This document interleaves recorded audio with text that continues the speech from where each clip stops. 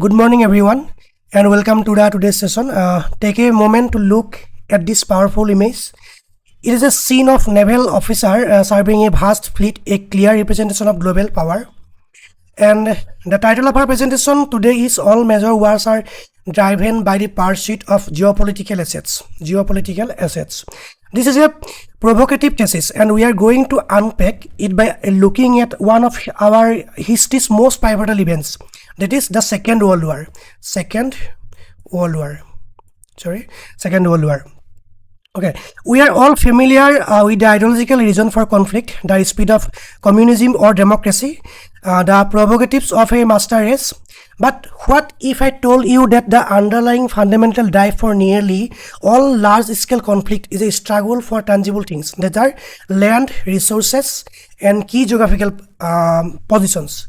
Land, resources, and key geographical positions. So, what is geopolitics? At its core, it represents the intersection of geography, the pursuit of power, and material intersects. It is the study of how physical factors like resources distribution and strategic locations influence the causes, strategies, and outcomes of international conflict. Geopolitics can be broken down into four key concepts: territory of location, resources, strategic positions, and power dynamics.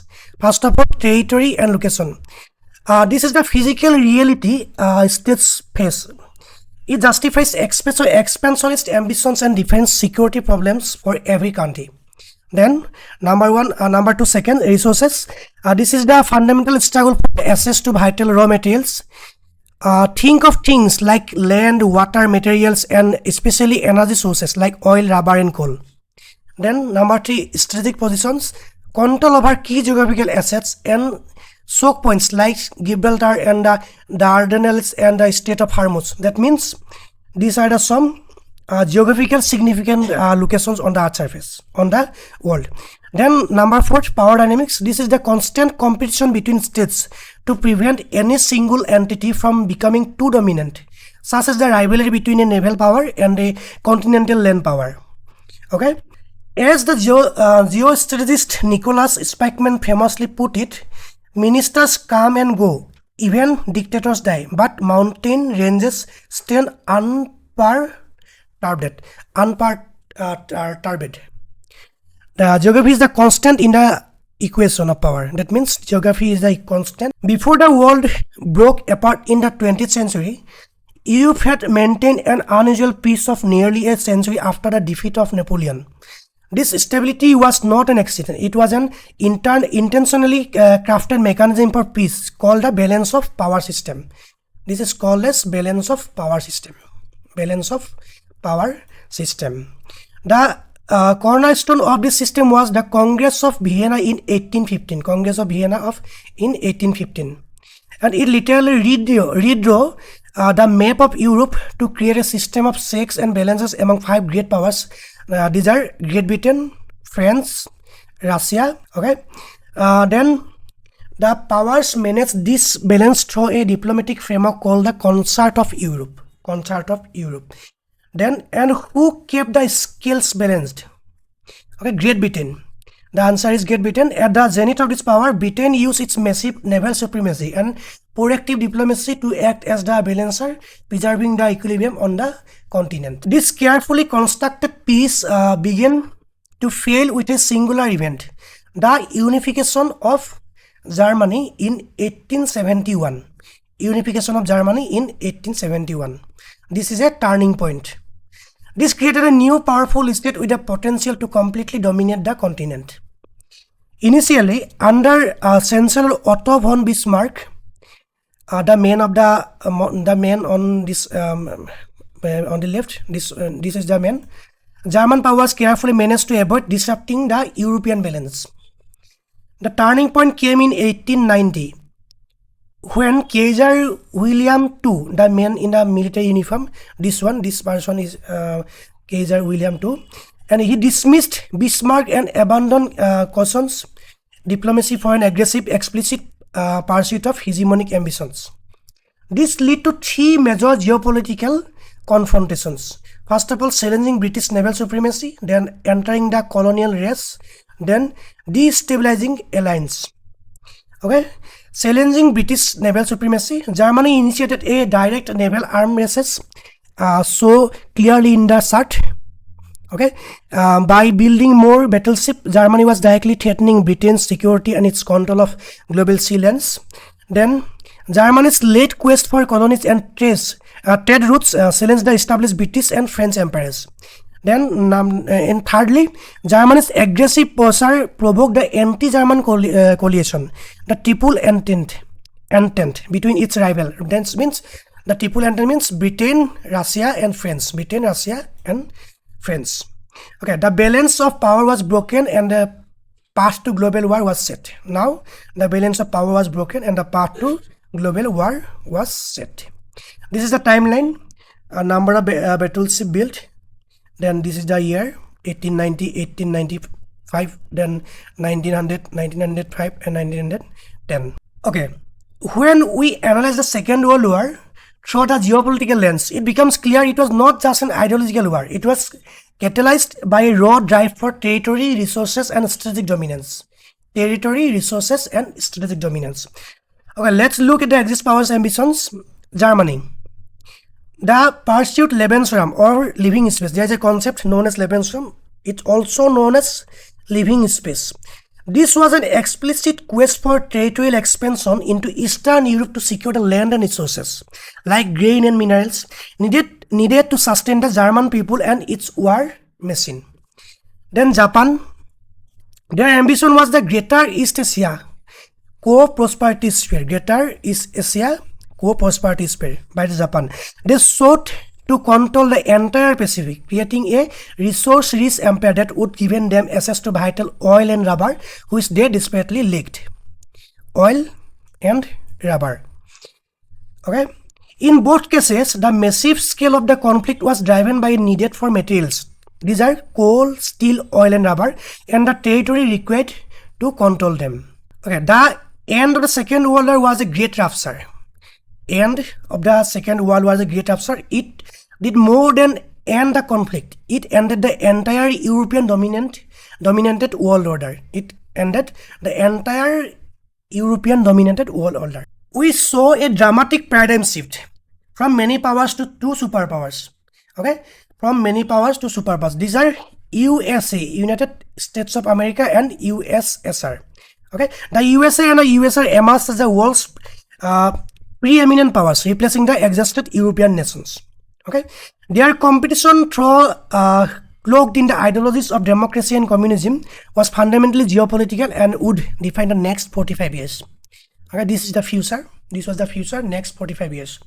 Okay, there are some key features of the bipolar world. These are the divided continent. Germany was split into East Soviet control and the West Allied control, a poignant symbol of the new ideological divide. Then the Iron Curtain. Iron Curtain means a political, military, and ideological barrier dividing Europe, with the US-led NATO, then NATO alliance in the West, and the Soviet-led Warsaw Pact in the East. Okay, NATO alliance in the West, and the Soviet-led Warsaw Pact in the East. Okay, the post-war period was not just about the superpowers. It was about forging a completely new global political order. A new global political order. The end of colonial empires. First of all, the end of colonial empires. The war fatally weakened traditional European powers. These weakness combined with rising nationalist movements fueled a wave of decolonization.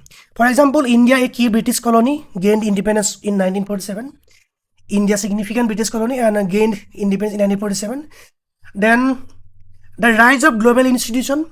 To prevent another global catastrophe, new multilateral organizations were created. This include the United Nations in 1945 to maintain international peace and security, and IMF, International Monetary Fund, and World Bank to ensure global economic stability and development. Okay. Then the end of American isolationism. Isolationism. The United States recognized the international stability was in its own national interest. It abandoned its long tradition of isolationism to take an active leading role in global affairs. Okay, these are some kind of new political order facing world in those decades. Okay, Then the war also dramatically remade the global economy, and accelerated technology. Global economy and technology. Okay. A new economic center of gravity, that means pre-war powerhouses like Britain and France was devastated. The USA, whose industrial capacity was untouched by war on its own soil, emerged as the world's largest economy and primary exporter of natural resources. Okay, the US launched the Marshall Plan to rebuild Western Europe. While the USSR established Comecon for the Eastern Bloc. Then the dawn of the nuclear age, the use of atomic bombs used in an era defined by the threat of nuclear annihilation. The resulting nuclear arms race between the US and the USSR became the central feature of Cold War geopolitical strategies. Nuclear arm race between the US and USSR. Most important thing, nuclear arm race. Okay. Then space race, the superpower rivalry expanded beyond Earth's atmosphere, leading to immense technological innovations. There are some key milestones, like USSR launched Sputnik in 1957, then USA launched Apollo 11 on the moon in 1969. While the great powers were competing, new ideas were also being forged. Okay, there are some new ideas. Sharp ideological polarization. First of all, sharp ideological polarization. The world was starkly divided between democratic capitalism exposed by the USA and socialist communism championed by the USSR. Okay, the rise of human rights in reaction to the horrific atrocities of the war, a new commitment to human dignity emerged. This culminated in the United Nations adopting the Universal Declaration of Human Rights. That is UDHR in 1948. Okay. Then creation of the welfare state. Okay, the widespread destruction led many European countries to implement social service systems like universal health care, education, then sanitation to protect their populations. Okay, then cultural propagation as a weapon. In West, democratic values and pop culture, rock and roll, Hollywood movies spread globally. Then in the East, the USSR propagated socialist realism in art and literature, emphasizing the working class. The war also left a lasting geopolitical legacy in the Middle East. Okay, in the war's aftermath, the Jewish state of Israel was established in 1948. The Jewish state of Israel in 1948. In the war's aftermath, the Jewish state of Israel was established in 1948, and this decision immediately sparked lasting conflicts with neighboring Arab states, fundamentally altering the region's political dynamics.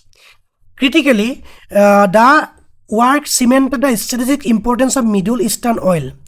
Even before the war ended, the US forged an oil for protection alliance with Saudi Arabia in 1945. Oil for protection in 1945. The implications was clear. This move ensured exclusive US access to Saudi oil, and embedded American geopolitical interest right at the heart of the region for decades to come. You can see the strategic oil supply routes to the west, which highlights the importance of segments like the Suez Canal and the Strait of Hormuz. Suez Canal. This is the Strait of Hormuz, and this is the Suez Canal. Suez Canal in Egypt. This is the Jordan portion. This is the Red Sea. Okay, today's geopolitics continues to be the driving force in international competition, even when disguised by other justification. We see this in current events. First of all, Eastern Ukraine. Actions were widely described as a geopolitical drive to secure strategic depth and prevent NATO expansion. Then South China Sea. This is a South China Sea position, the highlighted one. China's assertive actions are pushed to control territories, valuable energy resources, and critical shipping lanes. Okay, the world is now facing a growing competition for fundamental resources. That means food, land, water, and energy. The world is now facing a growing competition for fundamental resources like food, land, water, and energy. Okay, to think like a geostrategist, we must remember three core principles. Okay, number one, geography as structure, not fate. Explaining patterns, not predicting events, and tracing causal mechanisms. Okay, First of all, geography is structure, not fate. That means geography provides the opportunities and constraints. Opportunities means advantages and constraints means disadvantages. It does not dictate what leaders do, but it dictates what is rational for them to do. Then, secondly, explaining patterns, not predicting events. Geopolitics is a tool to explain long-term processes and general patterns. It won't predict the specific timing of a crisis. Then last one, tracing causal mechanisms. We must include intervening factors like technology, which turns mountains into transit routes, and politics, which shapes resource competitions. Okay, that's all for today. Thank you.